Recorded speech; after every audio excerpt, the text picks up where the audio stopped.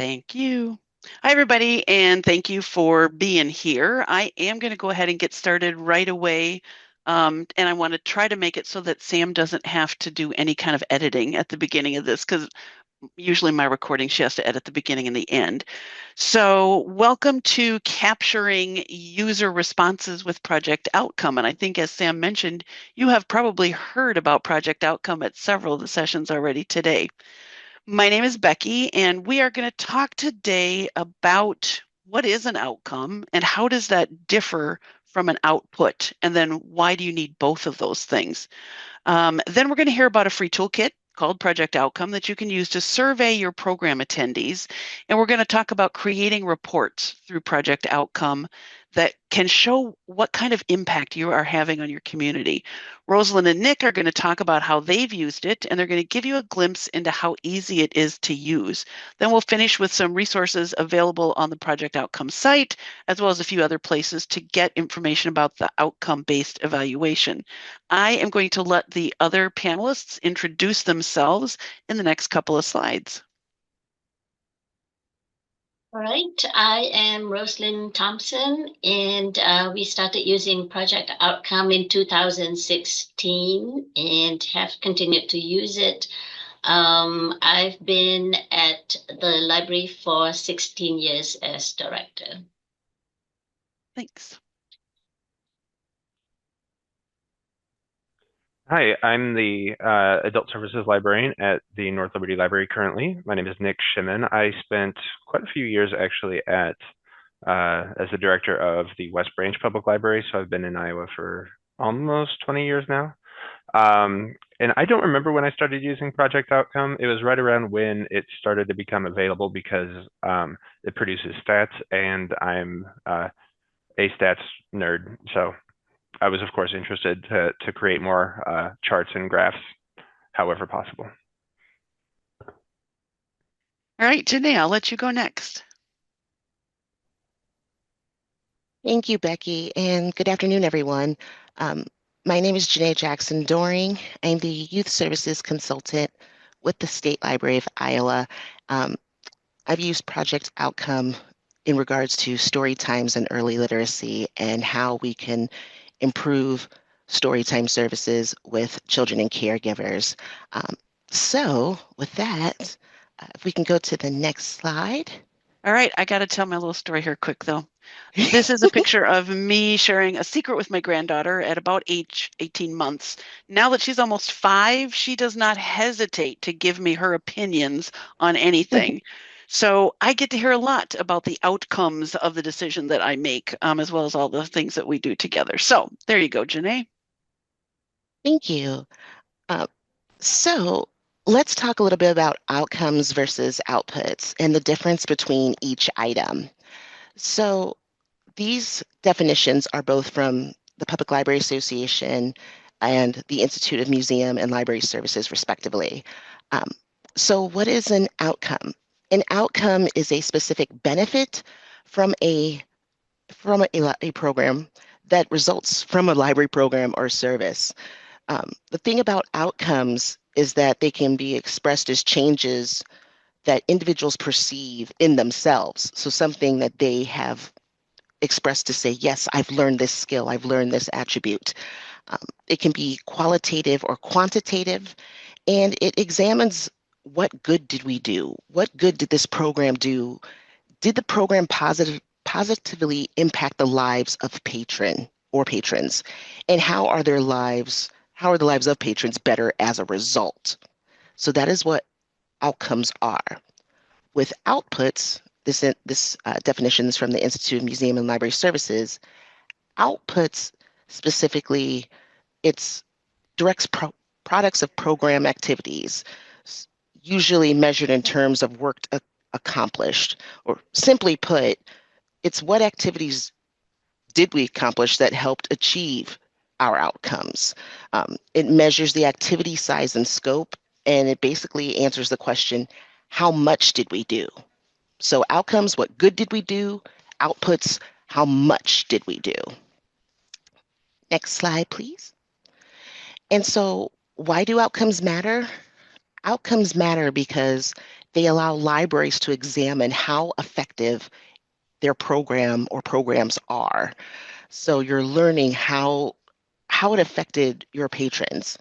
It helps justify funding requests. Showing those outcomes and showing who was affected and how it helped them can help you explain why you need funding for a certain program or a certain activity at your library. It aids libraries in understanding how their programs are contributing to community needs. It measures the actual changes in knowledge, skills, or behaviors of participants rather than just attendance numbers. So for example, for early literacy, if you have a goal of having caregivers learn uh, something that they can share with their children, and as a result of your work with story times, your caregivers are able to recite finger plays or songs for for their children. That is a behavior that they've learned and that you can share. And it measures that rather than just saying, yes, I had 50 people attend a program. You're showing how those skills benefit patrons and kids. You're also showing what difference did the public library make to the individual. And the outcomes measure what the public library's impact is on the community. So I think I'm going to, if you could stop your share. Oh, wait a minute, we got that. That's right. We have the project outcomes toolkit, which is free. All of this that we're going to be showing to you today is free to use. It's free to register. So I'm going to share my screen.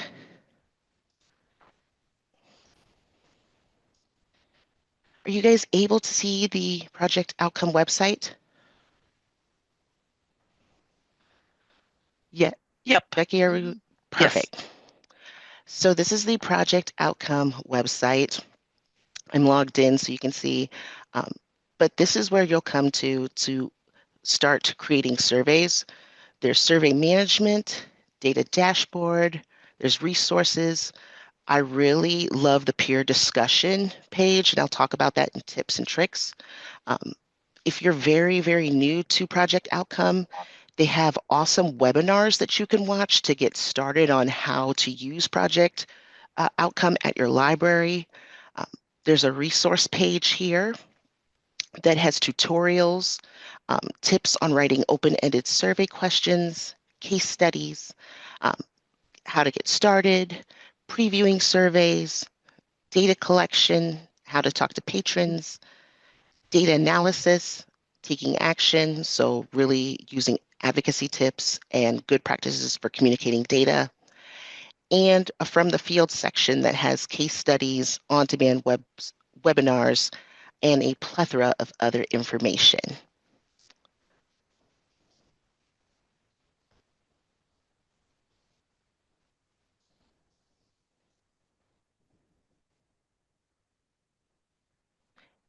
And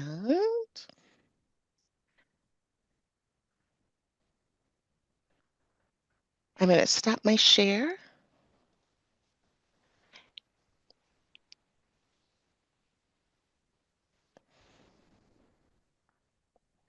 So are you ready to head in for Rosalind, or do you have more yet, Janae? Oh, to go to Rosalind, excuse me. All right, thank you. I will share back.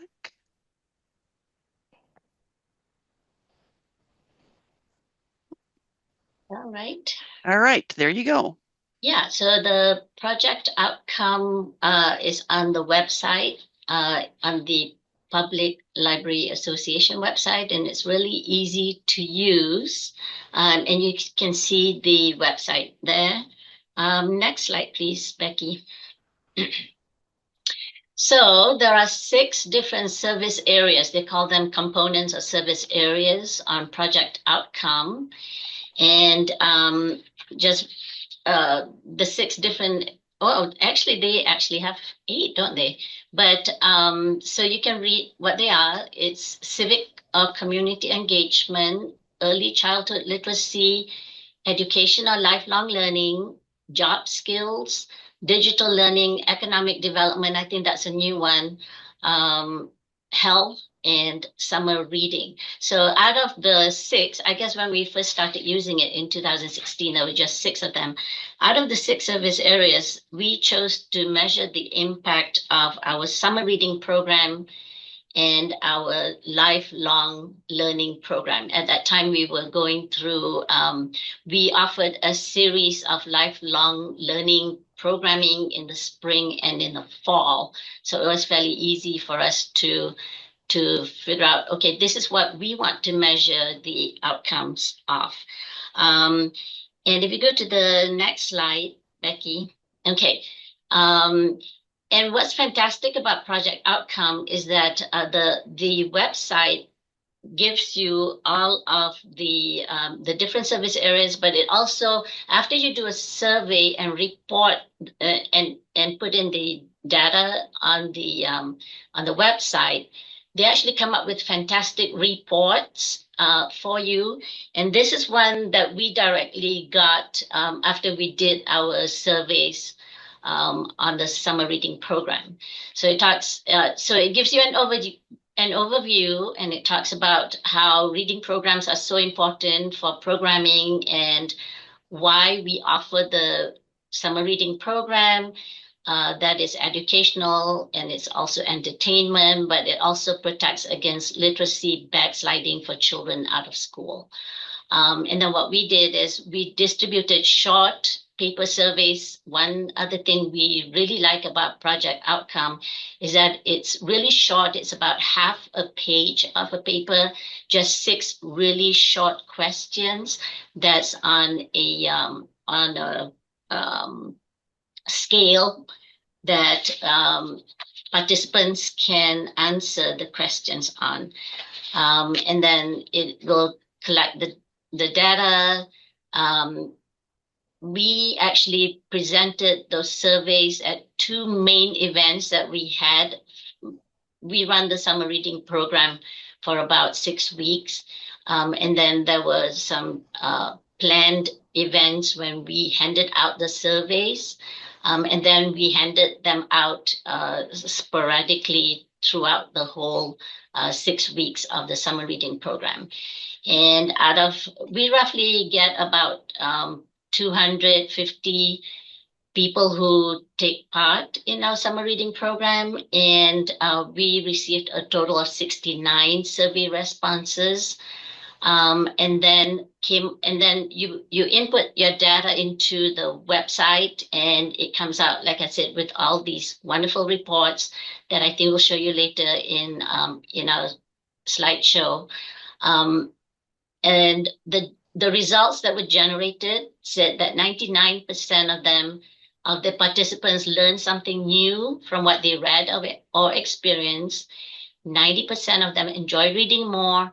94% read more often. 99% want to use the library more often. Like, as you can see, really fantastic results, very, very good, wonderful survey results that we could then report to our stakeholders or our trustees, our city council, all the people who were mentioned by the keynote speakers that we heard this morning and this afternoon. So a bit more about the summer reading surveys that we gave out. Project Outcome has like 3 surveys that are available, and they're for different sets of groups, different sets of participants, whether you want to survey teen or children, whether you want to survey the caregivers or the adults who are participating in the program. And Project Outcome usually, they say you can use all of them, but they usually recommend that you choose just one because these are all different data sets, results that you would get. One other thing that we like about Project Outcome is like there are webinars and there's guidance, there are talking points on how you can talk to your patrons about why you are doing the survey. For example, they would say, oh, I love everything about the library. And then I say, yes, but we want to know more about why you love that program, or, just more targeted. And there's always suggestions for improvement. And another aspect of project outcome that we really liked is that you can add your own questions. You can customize the questions. There's also on the piece of paper, like I said, 6 really short questions that they put on a scale, but it also has open-ended questions that they can put down. What did you like most about the program? What could the library do to better assist you with your involvement in what did you learn more about the program? Or another question specific to summer reading is, what could the library do to improve your or your children's learning as you take part in the summer reading program? We did add our own question to that survey just because we wanted to know more about how people heard about the program. Next slide, I think, Becky. The question that asked, how did you learn about this program? And then we put down all the different options. And to me, that was really, really helpful to find out where we should be spending our money when we are advertising a program. Or we found out that, for example, for one of the programs that we had 13 responses out of 15 people who attended the program. And they said that they actually saw it on a flyer or a sign that we had at the library, which is, to me, pretty amazing, but very insightful also for us to know how they hear of a program. And then we also did the surveys when we offered the lifelong learning programs. And in 2016, 2018, throughout all those years, 2019, I saw that we did a lot of the surveys also. But then we did the surveys. We had like 11 programs and 113 responses for the lifelong learning programs. And again, really fantastic results for how people heard of the program, what they learned from the program. And then down here it says the website will generate graphs and survey reports, and as well as the community implications. So we have a lot of reports on the website that we can run off and share with stakeholders. I think next slide. Yeah, and I'll hand it on to Nick. All right, so Nick is going to kind of walk you through how to actually create one of those surveys. So I am going to stop sharing and we're going to let Nick take over and show us what the page looks like. Okay, in just a second here, it should come up. Okay, there we go. This is the page that you get to when you first log in. So in terms of creating a new survey for whatever program it is, they put these nice big orange buttons all around the site, so you can usually find one somewhere. So we'll go in and create a new one. As Rosalind said, most of the time, I think that a lot of people probably use this for summer reading. You start off, you can create a new survey, you can copy an existing survey. This would be one if you wanted to repeat something like a summer reading program where you've already done the work on that, or use a template. You can make a template if you really get into using this. Honestly, I've never used anything other than create new survey because I don't know what they've added new, and I'm always curious to see what's new. So you'll notice for most of these different program types, you only have 2 options, immediate or follow-up. Immediate is intended for right after the program, and then follow-up is intended for 4 to 8 weeks after a program. So That would be like if you had a health program, and we have one going right now, so I might try this. Seeing how many people, how many participants actually continued on with the advice from the health program to see what kind of lasting impact you had. For the summer reading, though, you'll see it switches to adult, caregiver, teen, and child. Adult is, of course, adult participants. Caregiver is what I say is parents or caregivers for children participating within the program. And then the teens and the children themselves. So this would be surveying the actual youth. If you can actually get teens to fill this out, that is, I think, a programmatical success in and of itself. So good luck if you want to try to do this one. I'm going to say adult because I do adult services. So that's what I'm going to pick. We just click this arrow on the side here to go on, and we get to sort of the meat of the survey itself. We can add a nice little logo here, and I downloaded one just a bit ago. I'm not sure what you guys can see, but it's a quick little copy. It's not big enough. Okay, anyway, we'll forget this.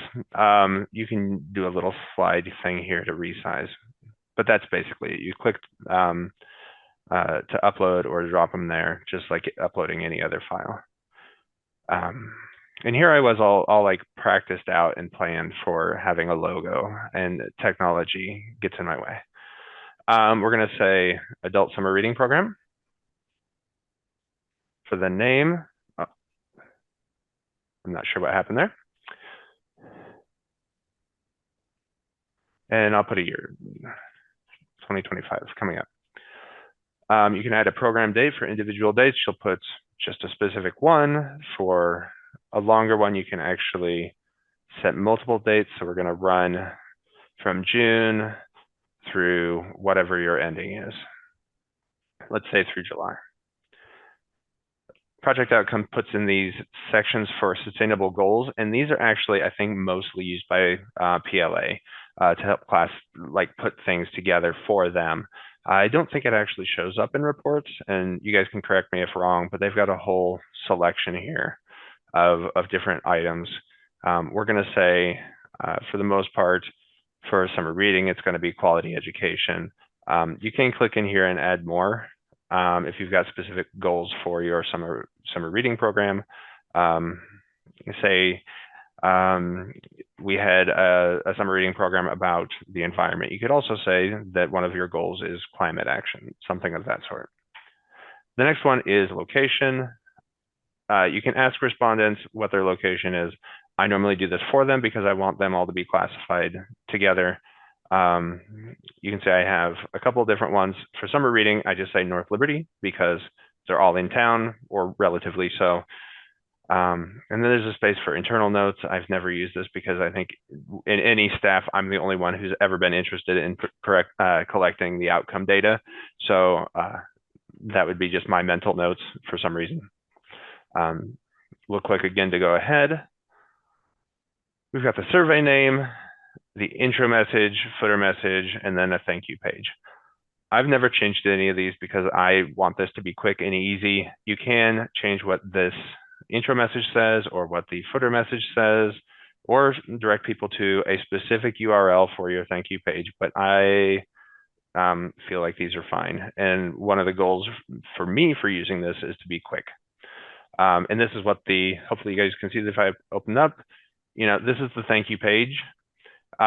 It's bright and shiny enough for me. That sends a good thank you for me. So that's fine. That's brighter than I think most of my communications are. So I'll just keep with that. The next section, when I click the arrow, if we go there. So this is where you can add those custom questions that Rosalind was talking about. As you can see, they put a large warning up here. They have designed these surveys to provide a standardized set of evaluation. So they really don't want you to do this. I would say also, you're adding time to both you and to the people who are responding. So, I mean, do this with a grain of salt. There are some things that you can learn from it. But as a whole, they're just like, it's not great. We don't want you to do this, but here it is in case you do want to. You hit yes, and it'll give you several options here. When you click on this, it'll actually give you a bunch of drop-down questions that they've already preset, things that have come up regularly. I think one of the top ones was one that Rosalind mentioned, which was, how did you find out about this program? I know it's in here somewhere.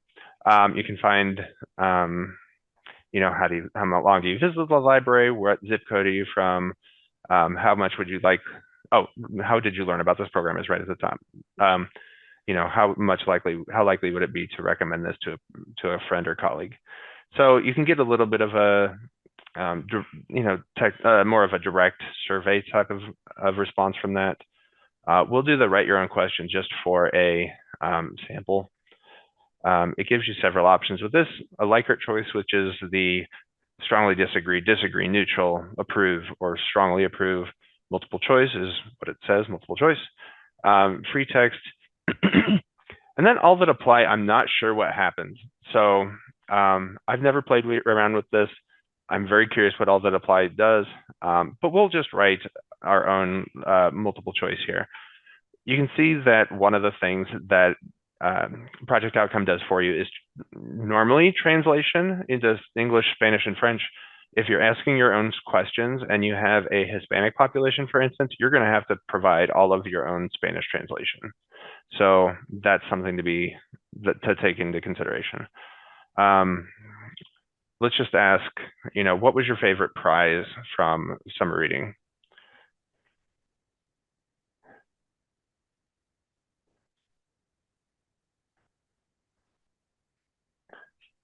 Can say books. Add another question. And then there's also this clarifying text, which adds more text boxes. So it gets long pretty quickly. Anyway, we'll just say books, candy. Yes, we offer candy to adults because adults also love candy. And then, I don't know. I'm going to say just general prizes. We usually put something in there that's, I don't know. I don't want to say like toy-based like you do for kids, but something physical. I don't know. So once we have those in there, we can go on by pressing the next arrow. And I believe that may be it. It's ready to go. And it's generating the PDF. And it does take a second. So here's what your PDF preview of the what the survey looks like. You can print out, it gives you information up here to download your survey. You can download it in English, Spanish, French. So like I said here, if you open up the English preview and the Spanish preview, here is what it looks like. And here is our written question. I'm just noting that it's here right now. What is your favorite prize from the summer reading? If we click over here to the other PDF that we could print out, it didn't, since we did not translate it into Spanish, it is not here. Project Outcome isn't translating it automatically. But at any point, you can download these and print these out for people to fill in person. They also give you the links to the online survey. So we'll just open these. And so here are the online surveys ready to go. These are great for sharing online. Really, you can toss them into Facebook or whatever social media you want to use, into emails, and they'll send out to all the people who are interested in participating. The interesting thing with downloading the print survey is that then you have to enter the results, and we'll take a look at that really quick. And they provide a little bit more. Get your inner telemarketer on and just like, but wait, there's more. If we go back to survey management and go into our program here, Billy Mays, that's who I was trying to think of, Billy Mays. Maybe that dates me a little bit if you remember who Billy Mays was. Anyway, so they still have the same options here, download the paper survey, online survey link, but they also have an embed code. So you can copy this and input it into your website so that the survey appears directly on your website. Then they provide a QR code that'll link to the survey. So this is great for printing off, like copying and printing into a flyer that you put somewhere around the library. And I think we'll talk about tips and tricks later on. So that's really the great point of that. I believe I was going to also look at, oh, I know what I was going to talk about next. So for us, we want to, I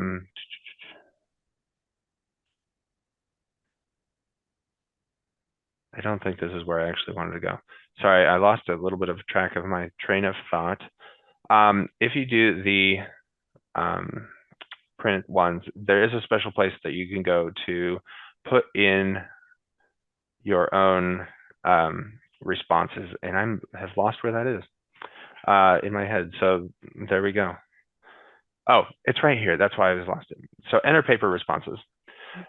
Basically, the best way of doing this, in my opinion, is just going to the website link that you've been provided, because that's basically what you're doing. If you have a lot of them, you can download a Excel template, but you're still manually putting in all the data. And I really think that you're probably not going to save any time by trying to use the Excel upload. But that's just my opinion. But basically, yeah, you go to here and then you're just manually putting them in. So if you can get them to fill out the online form, that is ideal. And then I was going to look at a couple results. So this is actually this year's survey. We did one last year. I've only been here a couple years, so I don't have access to all the ones that we did before at my prior library. Funny story about this adult survey. I had forgotten about this. We put this in our completion email, like as part of your completion, you complete it, and then it sent the survey to everybody. I didn't remember that I had done that and thought that I had completely, neglected to do project outcome until I came to do this session. And I'm like, oh my gosh, there's a review of our 2024 adult program. So we'll look here then just at the report from that.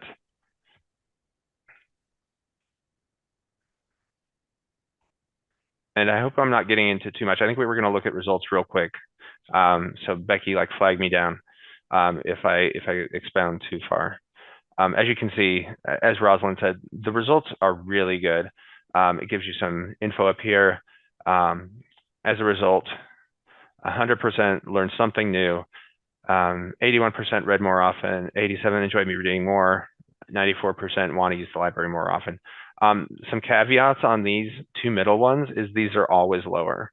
For me, I'm the kind of person who would get that and I'm like, well, no, I can't read more. I don't have time to read more. So even if I wanted to read more, no, I'm not reading more because of the summer reading program.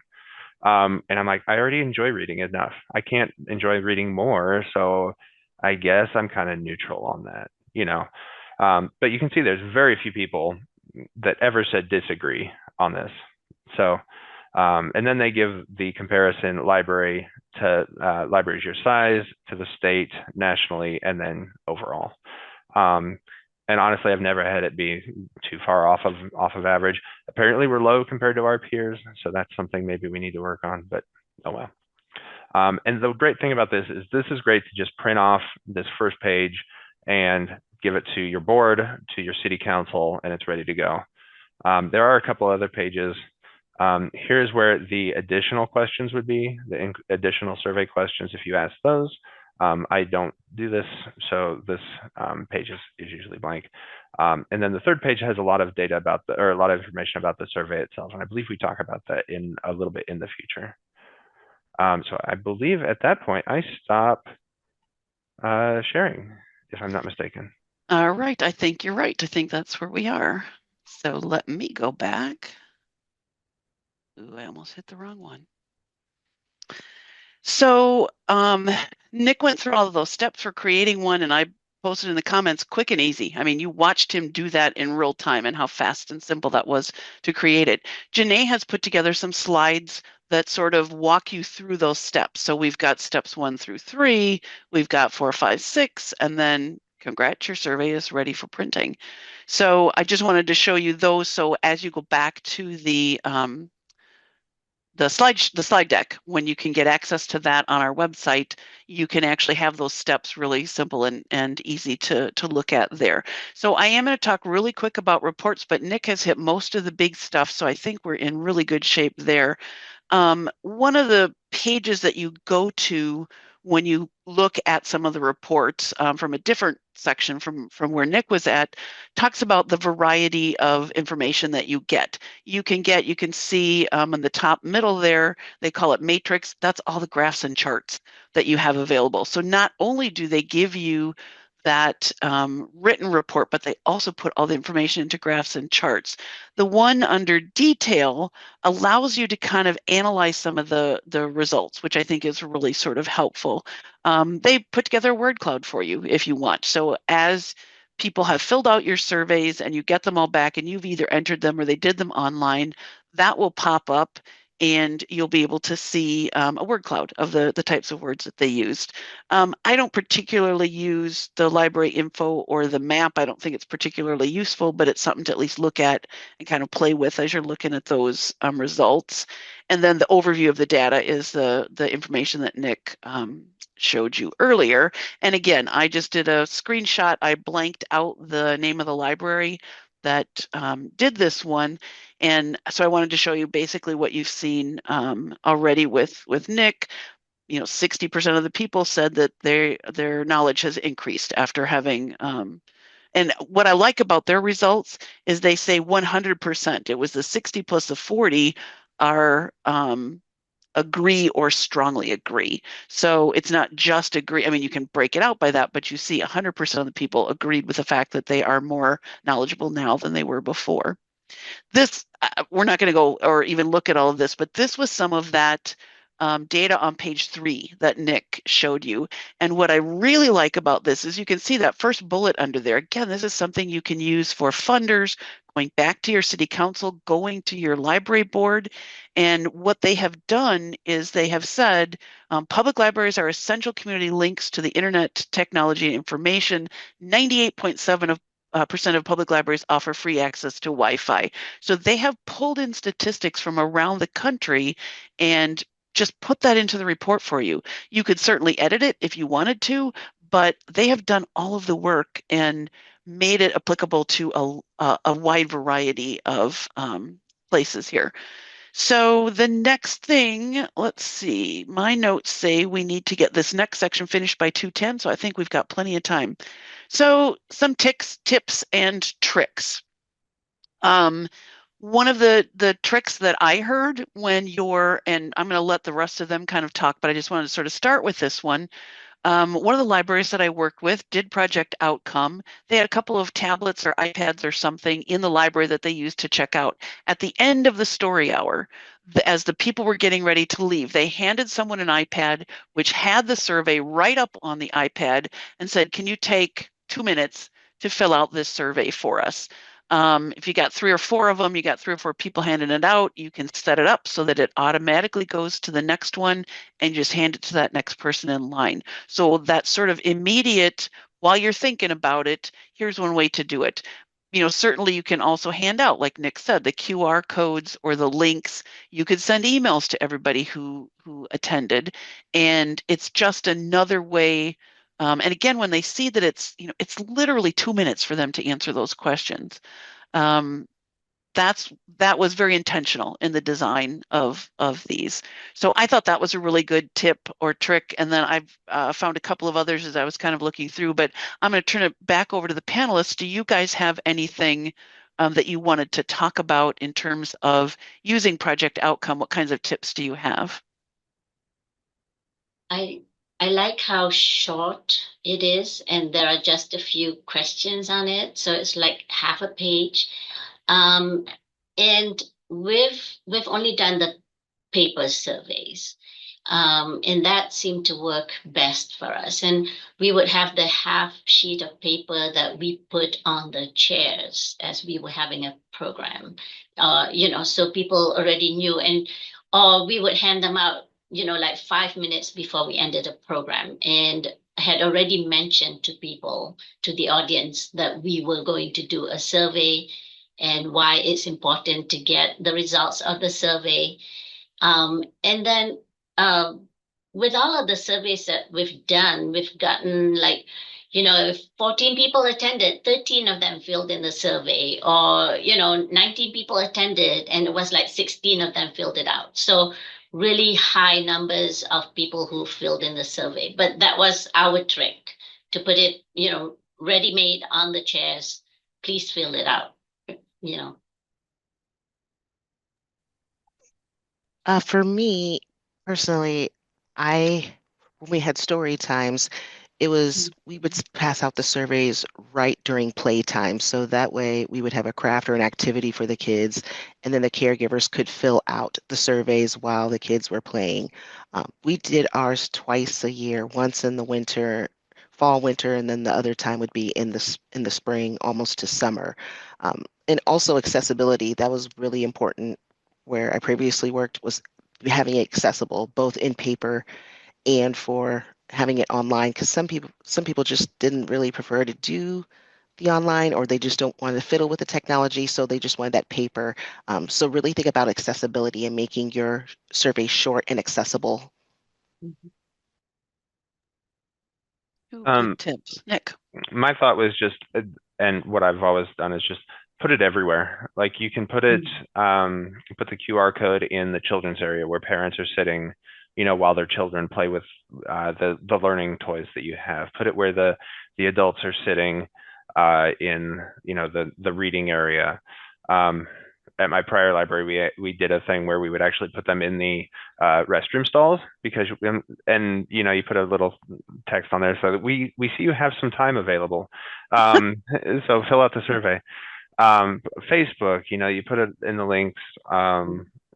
We use Beanstack here. We did a little bit in West Branch during the pandemic. The completion things will send out the links as I mentioned, even without me remembering them. So the more you get it out there, and then just when you ask people to complete it, just be sincere. Like, this is such a short survey. Just 2 minutes of your time can help us secure thousands of dollars in funding. Since we really, really appreciate your help in this, because this is what is going to help make this program continue. So I'm going to sort of go back and kind of state the obvious as my tip. Remember, these surveys are for evaluating programs.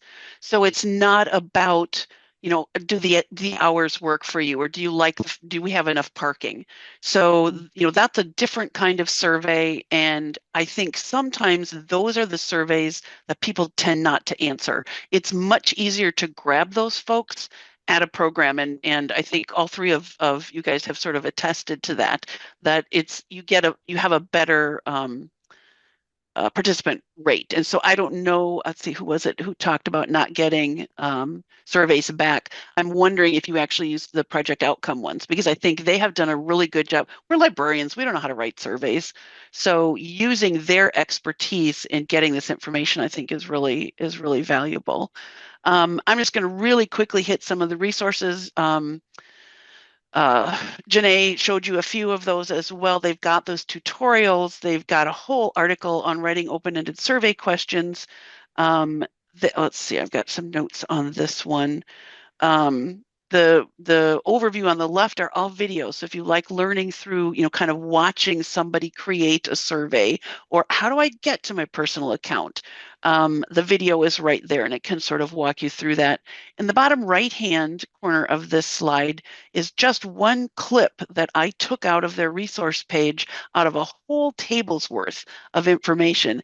And you can see, if you're interested in measuring outcome data over time, you can actually look at that sort of middle box there, or the second from the right, I guess, and they have links to all kinds of other resources outside of their project outcome things. So if you want to know how to perform a longitudinal study and track your performance over time, they've got an article by SurveyMonkey that you can go out and look at that and sort of work your way through. So they do have, besides just using project outcome things, they've got links to a lot of other resources there for you. And then we are to the question and answer portion here. So Christine had asked, what survey do you use? Okay, so that's one of the things that I kind of wanted to get at, and you guys can sort of jump in here too. What survey do you use for general library questions about writing strategic goals?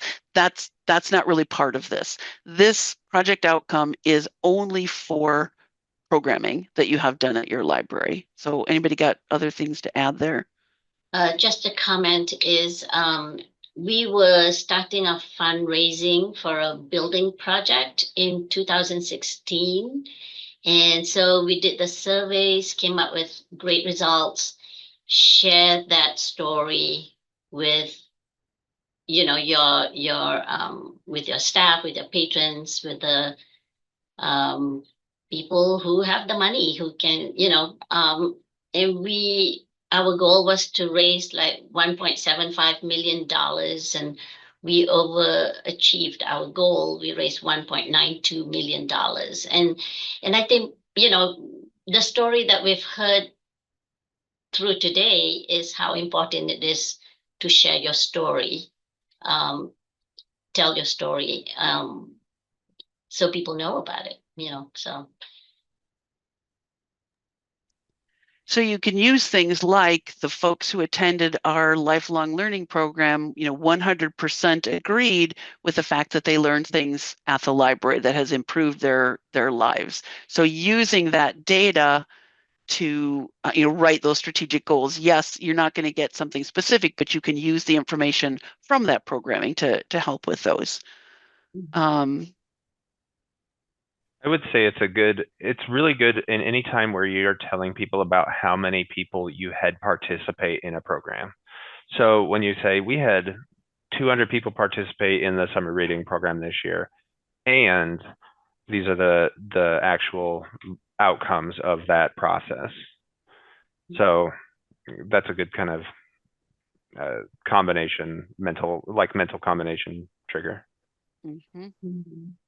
And then Nancy's question about you absolutely, put together your program, you have those preset questions, that you can sort of fit into one of those categories, and then, print that thing out, give it to your board members and talk them through it and say, not just this is how many people came, but these people said my life is different because of something that happened. I learned how to write a better resume so I can get a job now, or I got a job. That's the kind of information you're going to get from outcomes and from using this from some of the programs that you did. Let's see, we're done. 2:20. You guys, we did a really good job of timing that out. Very nice. Yes, thank you, everyone. Project Outcome is a really helpful tool, and like other things today, it does take time to get used to, but I think you'll see it pay dividends if you can invest a little time.